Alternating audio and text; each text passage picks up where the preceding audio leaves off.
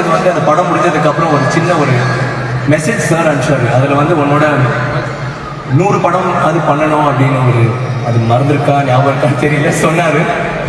That's one of the most sweetest things I've ever heard from anyone else. And from a dream director, I think I hold it very close to my heart and I'll never forget that. One of the best moments in my life. அதுக்கப்புறம் Ponniyin Selvan and Aditya Karikalan 5 புத்தகத்தில் ஒரு 2000 சொச்சம் பேஜஸில் ஒரு 28 பேஜோ 40 page தான் ஆதித்ய கரிகாலன் வருவான். ஆனால் அதை வந்து அவர் வந்து செதுக்கி ஒரு பேக் போன் ஆக்கி எனக்கு இந்த மாதிரி ஒரு பர்ஃபார்மன்ஸ் ஒரு சேலஞ்ச் கொடுத்து இந்த மாதிரி ஒரு ரோல் கொடுத்து சொல்லிட்டே போகலாம். Mani sir always brings out the best in me. You always do that, sir. I don't know how you do it. You do it with everybody, like Rahman sir was saying. You're such a fantastic creator and I love working with you. Ponniyin Selvan, Aditya Kari.